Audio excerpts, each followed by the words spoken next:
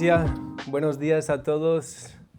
Hoy tenemos varias visitas, así que seáis todos bienvenidos y pues tenemos ganas de profundizar ahora en las Escrituras, a ver qué Dios quiere enseñarnos en esta mañana a través de su palabra. Así que quiero invitaros a buscar conmigo en Filipenses 3. Ahora vamos a leer en castellano, versículos 1 al 11.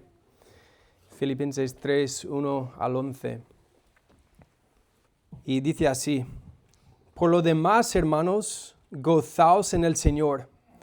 A mí no me es molesto el escribiros las mismas cosas, y para vosotros es seguro. Guardaos de los perros, guardaos de los malos obreros, guardaos de los mutiladores del cuerpo.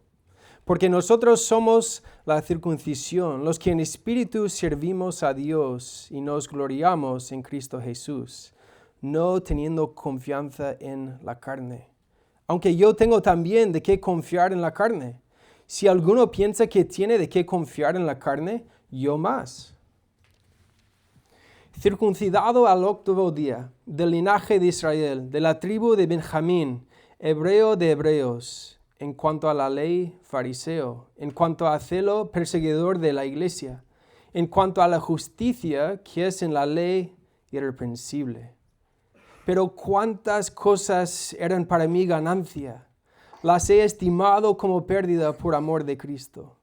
Y ciertamente aún estimo todas las cosas como pérdida por la excelencia del conocimiento de Cristo Jesús, mi Señor, por amor del cual lo he perdido todo y lo tengo por basura para ganar a Cristo y ser hallado en Él, no teniendo mi propia justicia que es por la ley, sino la que es por la fe de Cristo.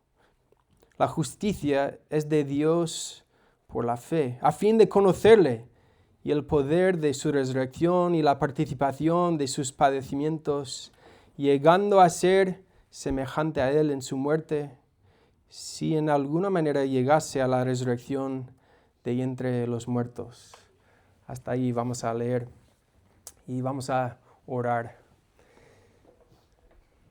Dios, pues queremos poner este tiempo en tus manos, Señor. Gracias por cada persona que está aquí, Señor. Tú sabes perfectamente el corazón de cada uno, el motivo por el cual hemos venido. Y Señor, todos tenemos el mismo privilegio ahora mismo, no de escuchar a Kevin, sino de escuchar de tu palabra, Señor. Creemos como iglesia que hay poder en tu palabra, Señor, para cambiar nuestros corazones y para seguir transformándonos. Así que hay nuevas de salvación en esta mañana, Señor. Queremos predicar a Cristo en esta mañana, Cristo crucificado, pero también resucitado. Así que ayúdanos, Señor, a meditar en estas verdades que igual incluso nos pueden resultar un poco complicado entender, Señor, pero por tu gracia y por el poder del Espíritu Santo obrando ahora mismo, Señor, pues confiamos que podemos entenderte y ser cambiado en esta mañana, Señor. Así que gracias, te invitamos, Señor, a orar en nuestros corazones. En el nombre de Cristo oramos. Amén. Pues como iglesia seguimos en nuestra serie de Filipenses, esta preciosa carta que se trata del tema del gozo, y justo lo que vimos la semana pasada tiene que ver con varios ejemplos a seguir, ¿verdad? Pablo está ayudando a los filipenses, esos creyentes que habían confiado en Jesús, en primer lugar a mirar a Cristo, pero también mirar ejemplos cercanos, mirar al ejemplo de Timoteo, mirar el ejemplo de Epafrodito, hermanos que se interesaba por ellos, los demás no buscaban lo suyo propio, sino lo que es de Cristo. Epafrodito como ejemplo de un hermano entre ellos que estaba incluso dispuesto a arriesgar su vida por la obra de Cristo. Pero ahora viene una advertencia, ¿verdad? En este capítulo 3. Ahora Pablo cambia un poquito el tono y el enfoque para decir, oye, a pesar de tener buenos ejemplos cercanos en vuestras vidas, hay que también tener cuidado, porque no todo es buen ejemplo a seguir, ¿verdad? Hay también gente, sí, religiosa, que enseña otro mensaje de salvación. Y no era algo solamente para los filipenses, sino sigue sucediendo hoy en día. Hay gente del mundo que sí, incluso enseña hoy en día un espiritualismo, pero muy egocéntrico, ¿verdad? Pero la idea principal, yo creo que Pablo nos quiere animar a ver la gran diferencia en lo que es confiar en nosotros mismos o confiar plenamente en Cristo.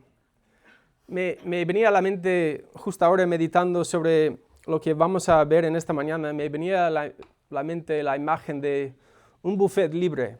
¿Y quién no le gusta ir a un buffet libre para comer lo que le dé la gana?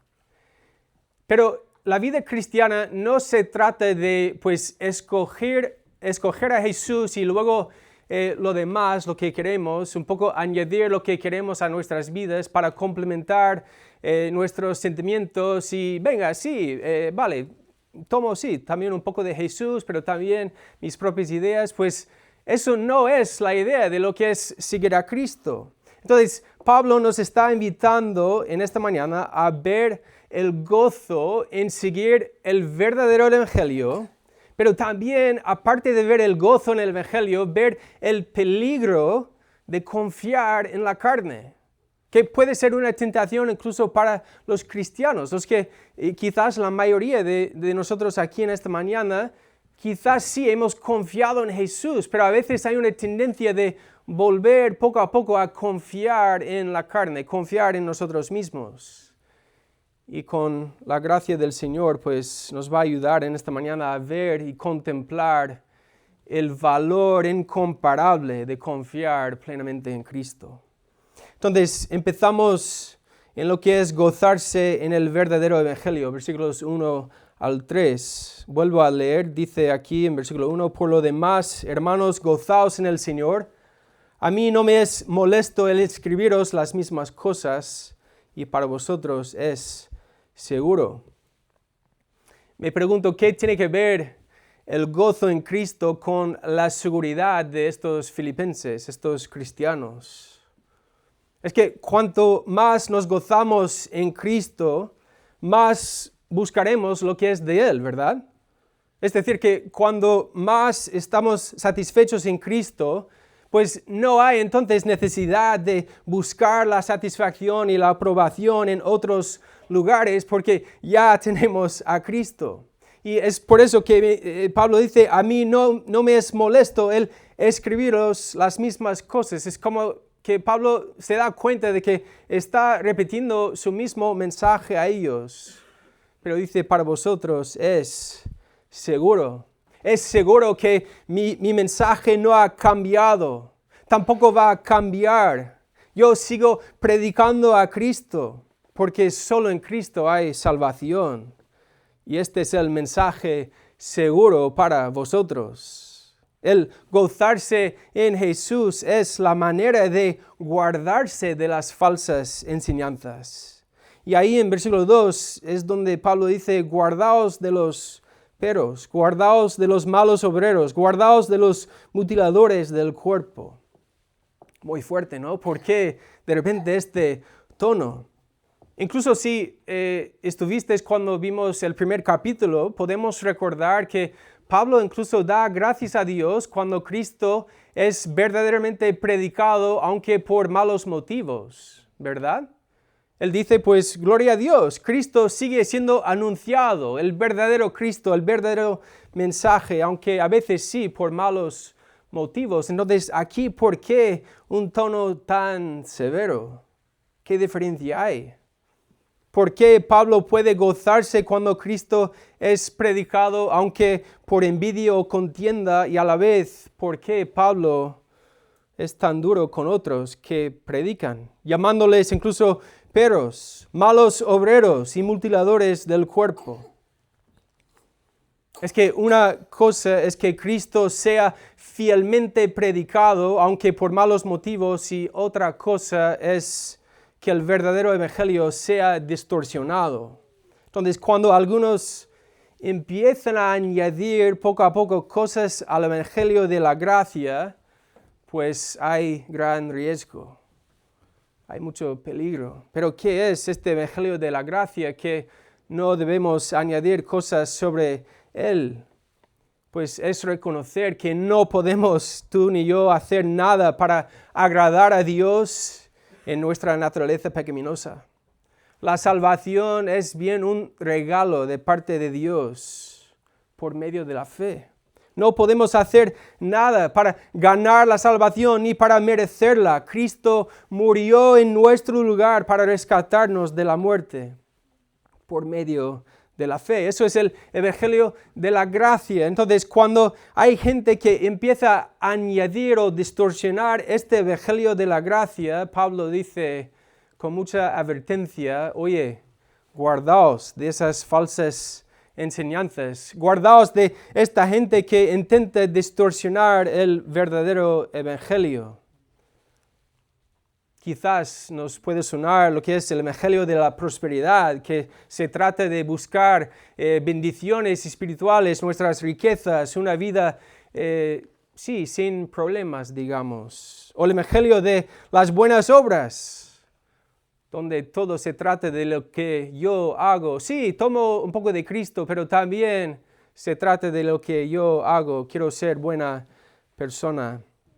O simplemente el evangelio del yo. Creo que es el evangelio más común hoy en día de ver que nosotros al final no somos tan malos, ¿verdad? Yo tengo la respuesta dentro de mí, yo tengo el poder de cambiar, solo hace falta conectarme con mi persona interior, cosas de este estilo. Pues Pablo dice, guardaos de este tipo de gente, guardaos de esas enseñanzas, guardaos de los peros.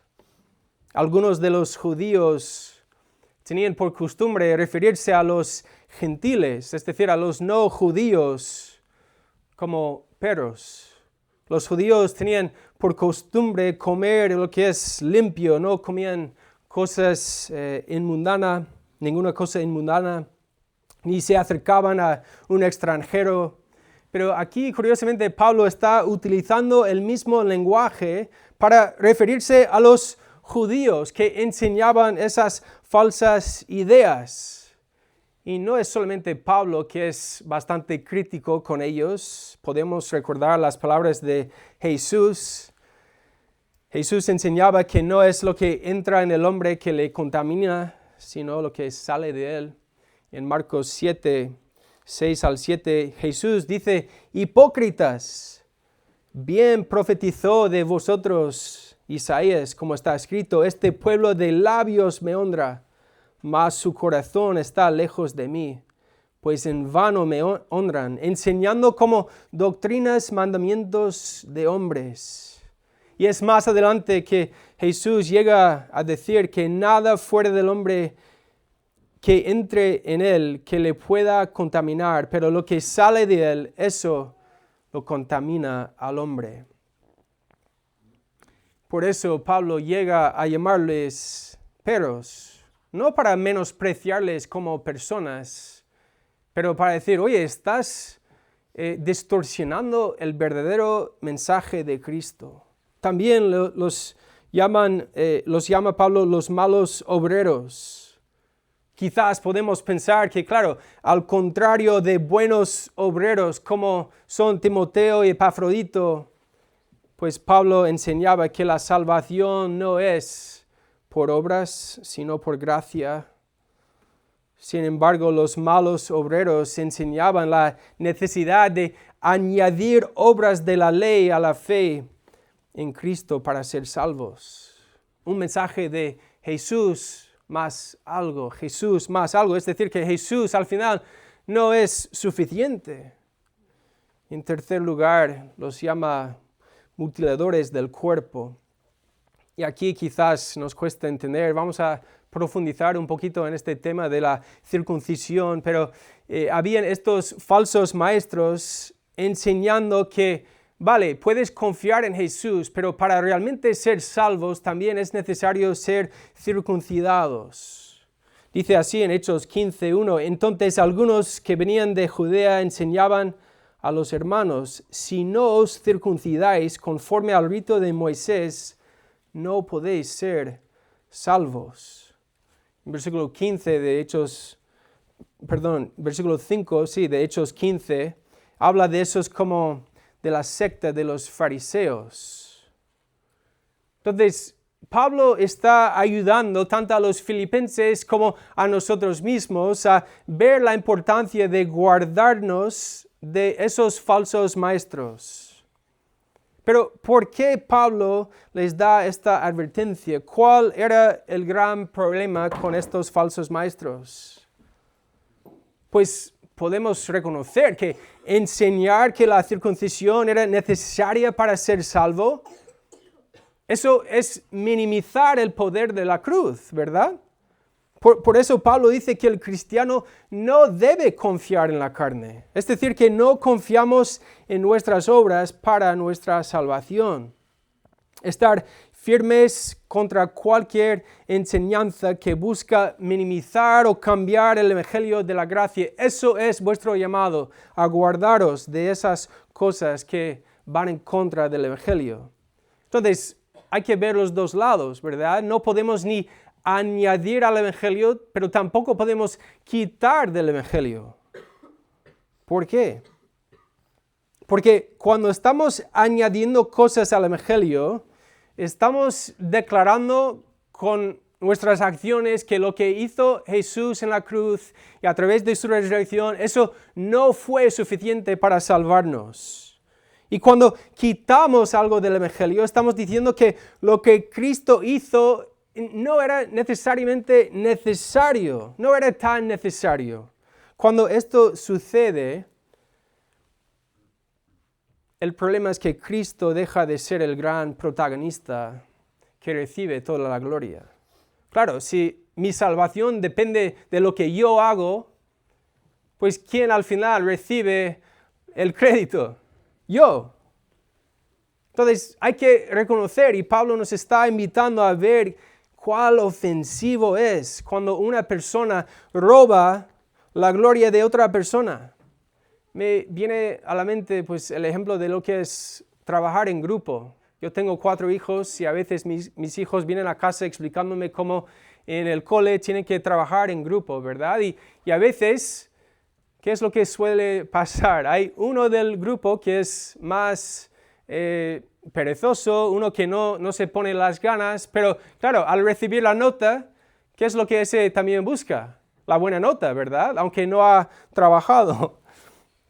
Pues yo creo que es un pequeño ejemplo de lo que es cuando nosotros intentamos añadir algo a lo que Cristo hizo, donde Cristo es el único que merece la honra y la gloria. Entonces en versículo 3, Pablo está diciendo, mira, si queréis hablar de la circuncisión, pues nosotros somos la circuncisión. Los que en espíritu servimos a Dios y nos gloriamos en Cristo Jesús, no teniendo confianza en la carne. Vamos a detenernos aquí un momento para hablar y intentar entender lo que es esto de la circuncisión, qué significa. Hay que reconocer que para el pueblo judío el tema de la circuncisión era de suprema importancia, porque claro, para nosotros reconozco que es raro incluso venir a la iglesia y en esta mañana hablar de la circuncisión, ¿verdad? Es un lenguaje un poco extranjero para nuestros tiempos. Pero hay que entender el contexto, que la circuncisión al final era un símbolo físico del pacto entre Dios y el pueblo de Israel, el pueblo que Dios mismo había escogido. Y se puede leer, y vamos a leer algunos pasajes que se trata de ese pacto entre Dios y su pueblo. Podemos recordar cuando en Génesis 12, cuando Dios va a donde un hombre pagano para decir, mire, de ti voy a hacer una gran nación, te voy a bendecir, te voy a engrandecer, tu nombre serás de bendición para muchos. ¿Y cuál era la señal de ese pacto entre Dios y Abraham, el pueblo de Israel? Pues en Génesis 17, voy resumiendo un poco, pero dice en versículos 4 y 5, he aquí mi pacto es contigo y serás padre de muchedumbre de gentes y no se llamará más tu nombre Abraham, sino que será tu nombre Abraham. Y bueno, Dios va explicando cómo va a ser. Yo estableceré mi pacto entre mí y ti y tu descendencia después de ti en sus generaciones por pacto perpetuo. Y yo seré el Dios de ellos, versículos 7 y 8. Pero luego cuando llegamos a Génesis 17, 9 a 11, aquí es donde vemos la señal de ese pacto. Dijo de nuevo Dios a Abraham, en cuanto a ti guardarás mi pacto y tú y tu descendencia después de ti por sus generaciones. Este es mi pacto que guardaréis entre mí y vosotros y tu descendencia después de ti. Será circuncidado todo varón de entre vosotros.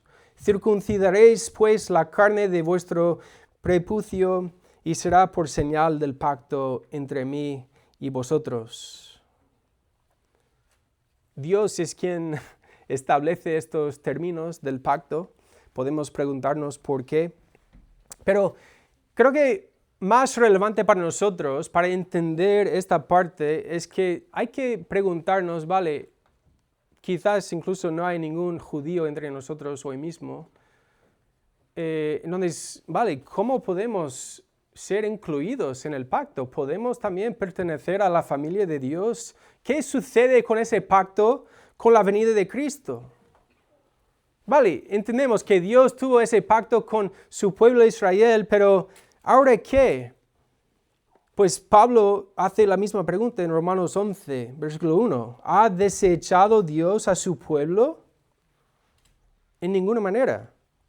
Y luego, a continuación, en Romanos 11, os invito a meditar en Romanos 11, quizás hoy o esta semana, para meditar sobre la grandeza de la obra de Cristo, porque de alguna manera, aunque no seamos judíos, podemos sí ser incluidos en ese pacto, siendo como olivo silvestre, es la descripción que utiliza Romanos 11, 17, siendo olivo silvestre, has sido injertado.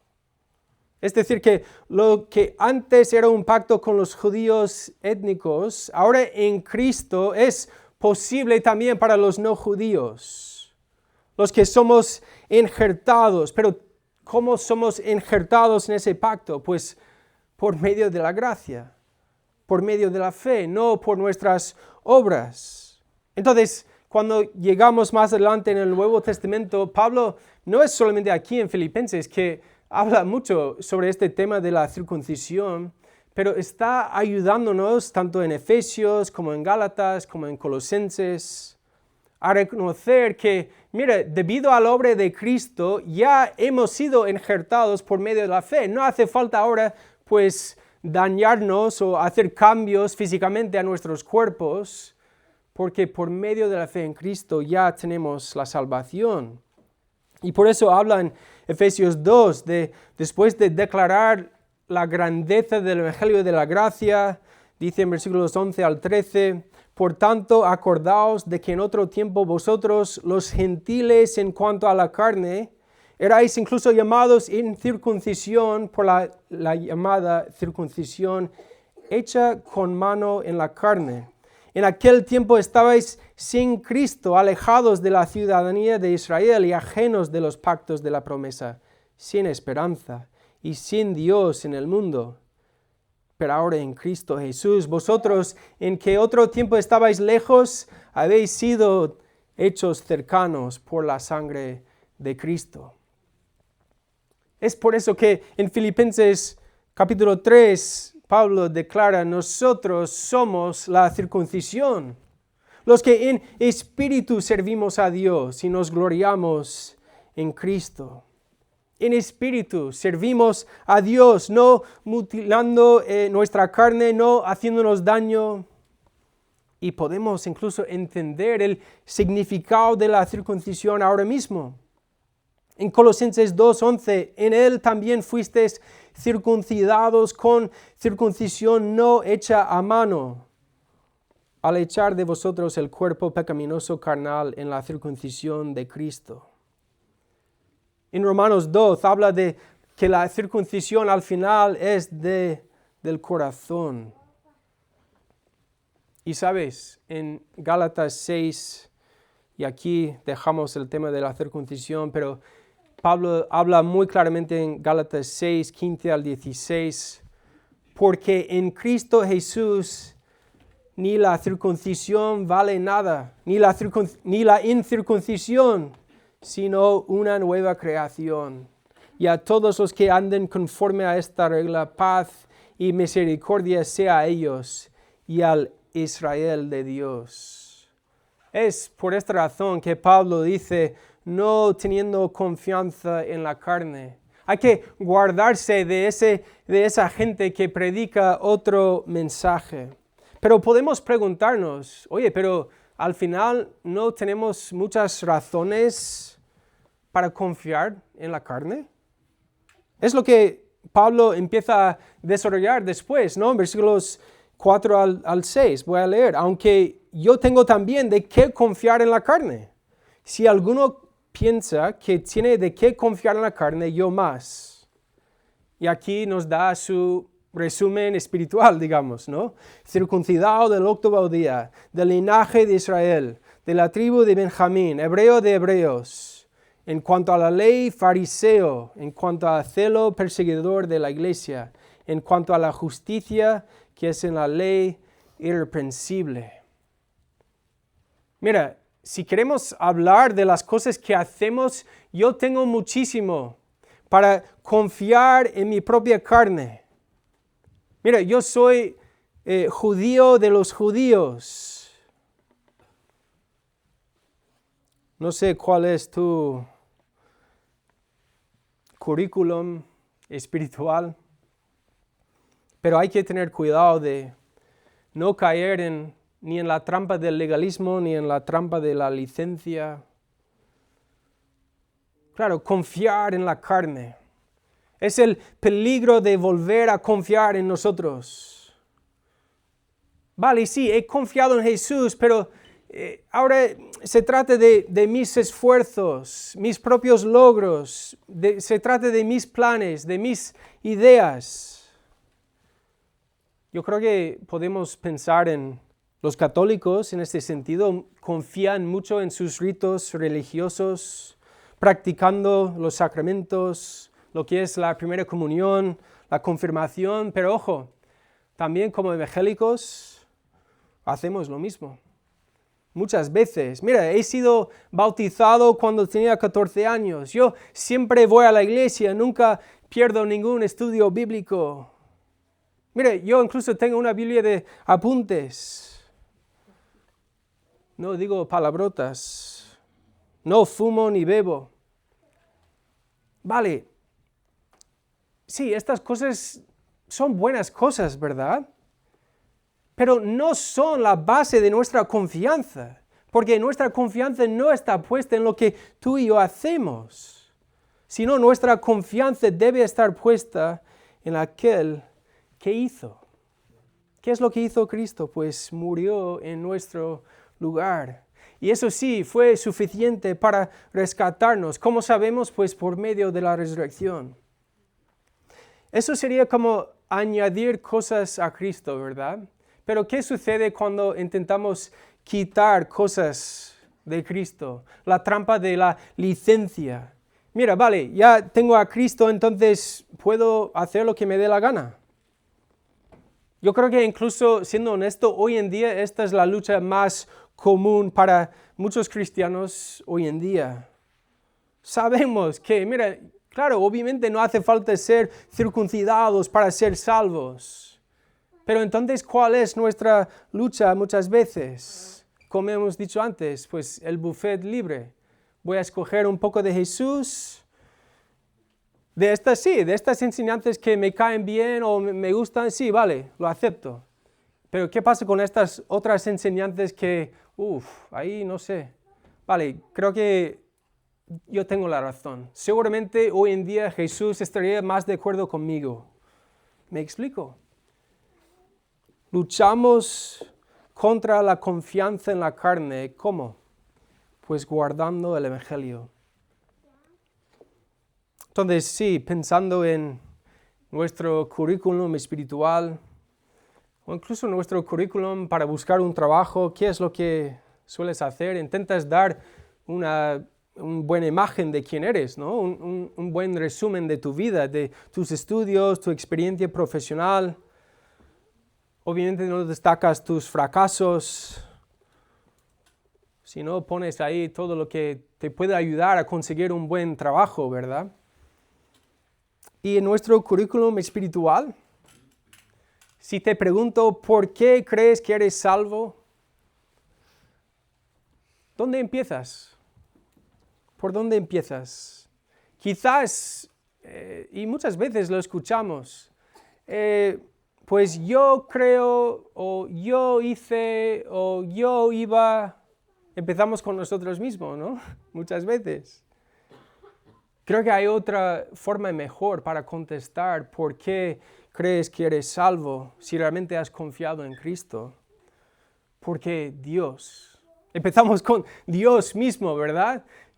Porque Dios tuvo misericordia de mí. Porque Cristo me salvó. Es reconocer que, mire, no he podido añadir nada, absolutamente nada al Evangelio de la gracia.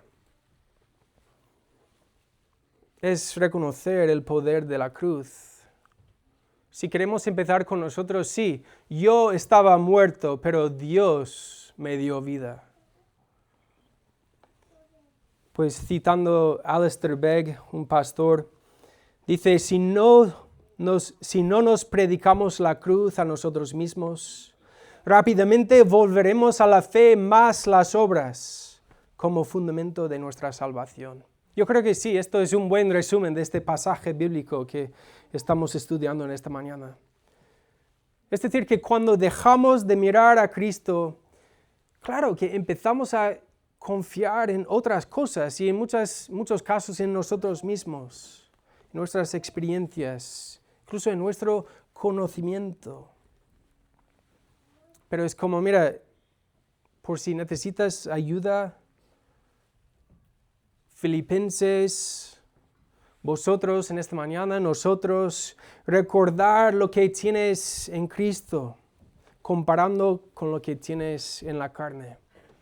Y es donde llegamos a la última parte de este pasaje, versículos 7 al 11, donde Pablo nos ayuda a entender por qué rechazar todas estas cosas en lo que podemos confiarnos tranquilamente, pero ver que, mira, todo esto es basura cuando lo comparamos con Cristo, ¿no?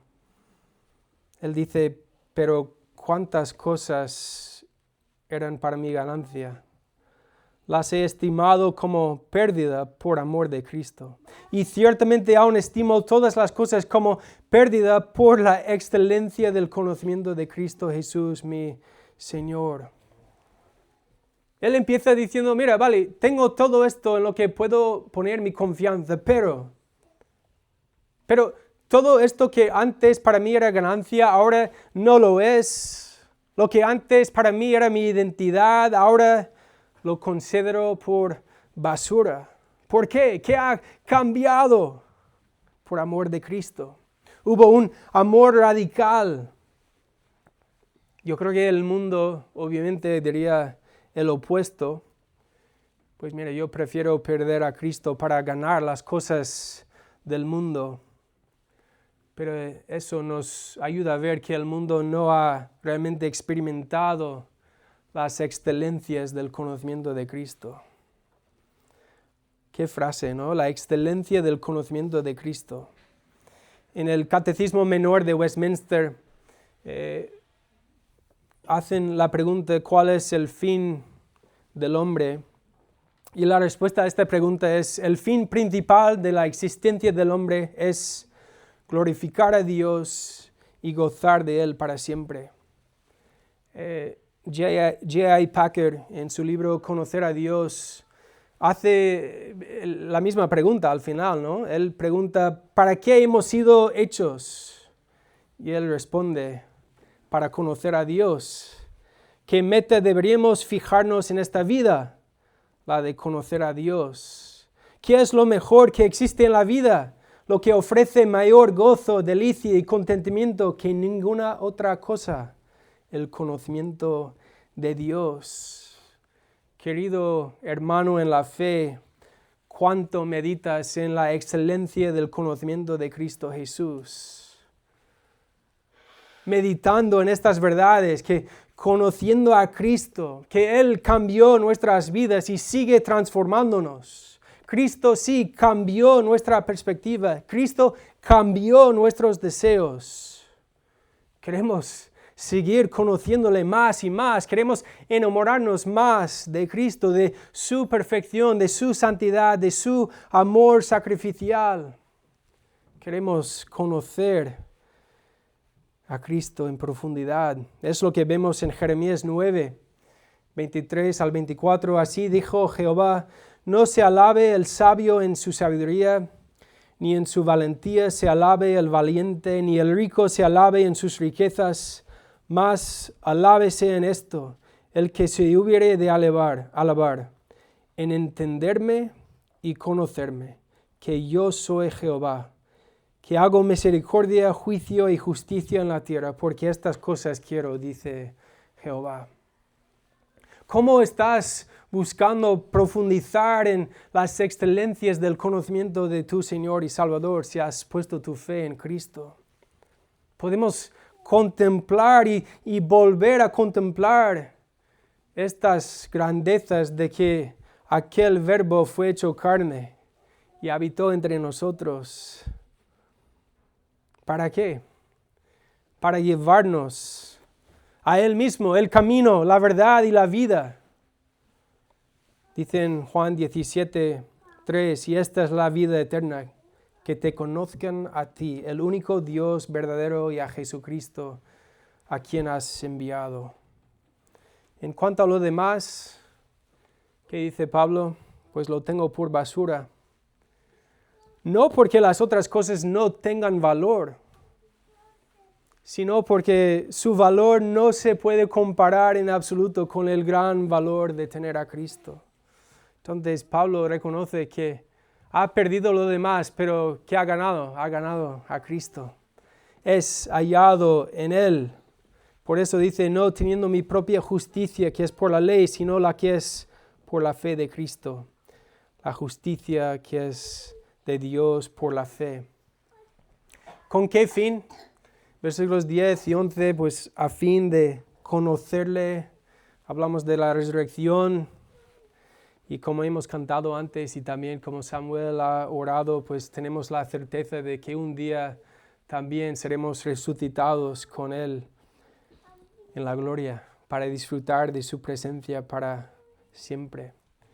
Entonces, para concluir, déjame preguntarte dónde está puesta tu confianza en esta mañana. No sé si con la ayuda de este pasaje ves el peligro de confiar en otros mensajes que distorsionan el Evangelio. ¿Ves el peligro de confiar en ti mismo? Siendo una persona muerta, ¿qué es lo que puedes hacer para salvarte? Nada.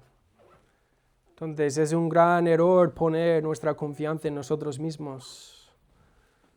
Al final, cuando confiamos en nosotros, estamos minimizando ese gran poder del Evangelio de rescatarnos de la muerte.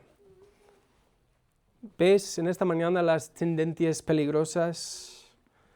No sé dónde ves quizás tu mayor lucha, quizás has confiado en Jesús, pero luego sigues buscando definir tu relación con Dios en base a tus sentimientos o emociones. Quizás más bien defines tu relación con Dios en base a lo que haces. Quizás incluso algunos de vosotros os enfocáis demasiado en vuestro propio pecado y no reconocer el perdón que Cristo quiere darte. Obviamente tenemos que reconocer nuestro pecado y responder en arrepentimiento, pero también hay que gozarnos en el hecho de que en Cristo estamos perdonados.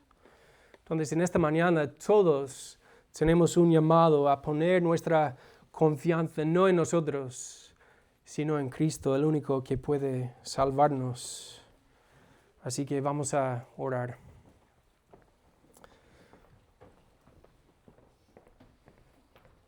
Dios, hemos empezado declarando que tú sabes perfectamente el corazón de cada uno de nosotros, Señor. Tú sabes cómo debemos responder ahora y tú sabes también cómo actualmente estamos respondiendo a este mensaje, Señor. Para quizás la mayoría de nosotros que hemos confiado en ti como nuestro Señor y Salvador, gracias a ti que tú eres el único que merece toda la honra y la gloria por este acto tan maravilloso, Señor, de rescatar a pecadores como nosotros. Pero también reconocemos que muchas veces, Señor, volvemos a caer, a confiar en nosotros mismos. Y si este es el caso en esta mañana, Señor, queremos huir de ese lugar. Porque queremos reconocer que para nada es un lugar seguro cuando nuestra confianza está puesta en nosotros mismos. Ni en la iglesia, ni en los otros hermanos. Queremos poner nuestra confianza en ti.